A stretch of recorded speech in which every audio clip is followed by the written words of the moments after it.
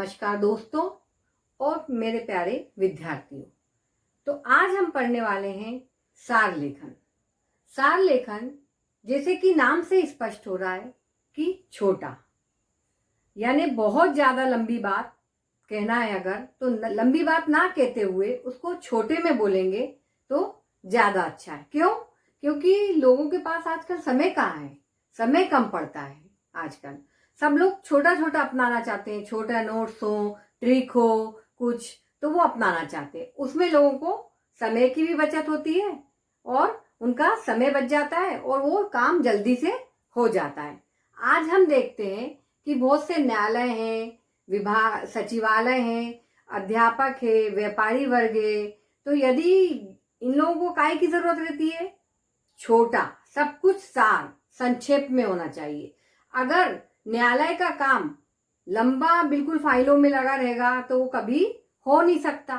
इतनी लंबी फाइलें रहती हैं, इतना बड़ा उनका ढेर रहता है फाइलों का। अगर उसमें एक के बाद एक पेज पलटते जाएंगे तो समस्याओं का निदान वो कर नहीं पाएंगे।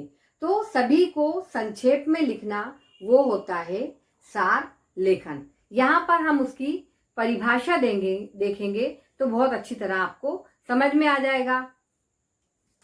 देखो, किसी पद्यांश या गद्यांश के मुख्य भाव या विचार को छोड़े बिना उसका संक्षेप लिखना सार लेखन कहा जाता है। सार लेखन के लिए संक्षेप, संक्षेपीकरण, संक्षेपीकरण और संक्षिप्तता शब्दों का भी प्रयोग किया जाता है। यदि आपको आएगा सार लेखन लिखो, या तो सार लेखन लिखो, ये आ सकता है, या फिर संक्षेप करो इसका, ये भी लिख सकते, इसका भी मतलब यही होता, या फिर संक्षेपीकरण या फिर संक्षिप्तता। तो ये 3-4 शब्द आपको याद रखना है, मगर सबका मतलब एक ही होता है, सारांश लिखना, छोटा लिखना। ठीक है, अभी हम देखेंगे सार लेखन होता क्या है। अभी मैंने आपको शुरू में भी बताया था, वही यहाँ पर लिखा हुआ है, देखें। कम से कम शब्दों में दूसरे के तथ्य को समेटना एक महत्वपूर्ण गुण है। यदि कोई अधिकारी है, उसको कोई फाइल का निपटारा करना है, यदि उसको छोटे उसमें लिखकर उनसे छोटा अधिकारी बड़े अधिकारी को देता है तो वो जल्दी से फाइल में निपटारा हो जाता है। तो वो जो छोटा है, जो संक्षिप्तता है, वो क्या हुआ? वो सार लेखन हुआ। जो उसने बड़े पेज पर जो लिखा हुआ था इतना सारा, उसको कम से कम भाषा में, कम से कम शब्दों में लिखकर अधिकारी को दे दिया। तो उससे समय की बचत हुई और समस्या का सुझाव भी, समस्या का समाधान भी हो गया। तो आज के युग में इसकी बहुत आवश्यकता है। संक्षिप्तता आज जीवन की प्रमुख आवश्यकता है। अनावश्यक शब्दों को त्याग कर हम महत्वपूर्ण बातों को अपनाते हैं, उसमें हमारे समय की बचत होती है। तो वही क्या है? सार लेखन है। सार लेखन को अच्छी तरह लिख पाए, उसमें हम निपुणता हासिल कर पाए, तो उसके भी कुछ पॉइंट हैं और वो यहाँ पर मैं आपको समझाने वाली हूँ। अभी इस कला में निपुणता प्राप्त करने के गुण, पहला है सतत अभ्यास। यहाँ पर सतत अभ्यास से तात्पर्य है कि जब सार लेखन आता है तो वो बहुत बड़ा रहता है, भाई गद्यांश हो या पद्यांश हो, कुछ भी हो, वो बहुत बड़ा रहता है। उसी को तो संक्षेप करना है अपने को। तो अपने को क्या करना पड़ेगा? सबसे पहले उसको 2 बार तो मिनिमम और मैक्सिमम आपको 3 बार अगर आप पढ़ते हैं तो आपको बहुत ही अच्छी तरह सार लेखन आ जाएगा। अगर आप उसको 2-3 बार पढ़ते हैं तो केंद्रीय भाव जो है उसका वो स्पष्ट हो जाएगा। और यदि केंद्रीय भाव स्पष्ट हो गया तो आप शीर्षक ढूंढ लेंगे, और अगर शीर्षक ढूंढ लिया तो बस आपका काम यहीं पर आधा पूरा हो जाता है। तो क्या करना है? अपने को सतत अभ्यास, यानी अच्छी तरह उसको पढ़ना है। दूसरा है धैर्य, बिल्कुल घबराना नहीं है ना। उसको पढ़ते समय हमको धैर्य रखना है, जल्दी जल्दी नहीं पढ़ना है, धीरे धीरे समझ कर पढ़ना है, एकदम बिल्कुल धैर्य से पढ़ना है। अभी तीसरा है अटूट विश्वास। अभी अटूट विश्वास मतलब ये ना सोचो आप कि हम कर नहीं सकते, हम कर सकते हैं। ये सोचो कि हमको आता है, हमको हिंदी की व्याकरण आती है और हमें हिंदी आता है, तो क्यों नहीं हम सार लेखन कर सकते? हम उसको कर सकते हैं। तो और चौथा है भाषा पर अधिकार। यदि हमको हिंदी के हिंदी के विराम चिन्ह, समास ये सब आते हैं, है ना, हिंदी की भाषा आती है, तो हम सार लेखन आराम से कर लेंगे। अभी एकाग्रता, यानी पढ़ते समय आपको अपने मन की एकाग्रता रखनी है, इधर उधर नहीं देखना है। पर एग्जाम हॉल में बैठे हैं, परीक्षा हॉल में बैठे हैं, वो बच्चा क्या लिख रहा है उधर ध्यान दे रहे हैं और अपन क्या पढ़ रहे हैं, वो पद्यांश पढ़ रहे हैं जिसका सार करना है। ये ऐसा नहीं करना है, अपने को वो 2-3 बार बहुत अच्छी तरह मन को एकाग्र करके पढ़ना है, वहीं पर ध्यान देना है जो अपन पढ़ रहे हैं। अभी ये छठवा है अभिव्यक्ति की स्पष्टता, यानी हम जो पढ़ रहे हैं उसको हम अच्छी तरह लिख पाए, है ना, यानी लिखा हुआ स्पष्ट होना चाहिए, गागर में सागर वाली बात होना चाहिए, है ना। तो स्पष्ट होगा जब तो सार लेखन वो टीचर को समझ में आएगा, स्पष्टता होनी बहुत जरूरी है। अभी ये समाहार शक्ति, जो हमने लिखा है ना, वो टीचर को समझ में आ गया, ठीक है, तो ठीक है, अच्छा है। नहीं तो तुम कुछ पढ़ रहे हो और कुछ लिख रहे हो, कहीं का ईंट और कहीं का रोड़ा, वो कहावत है ना, ऐसा नहीं करना है। अपने को अपन जो पढ़ रहे हैं उसी का सार लेखन निकालना है।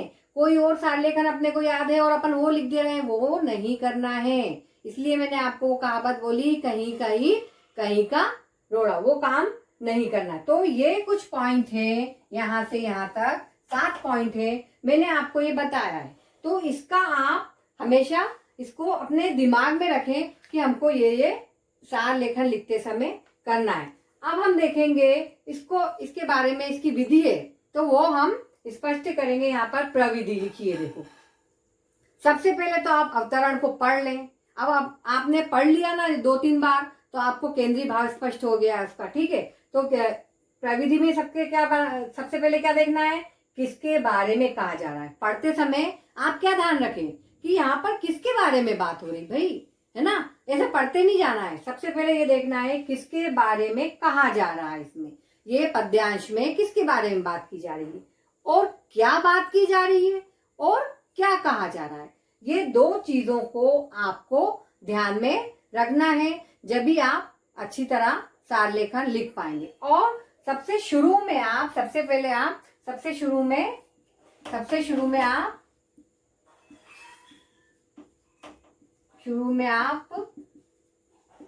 शीर्षक ढूंढ लें।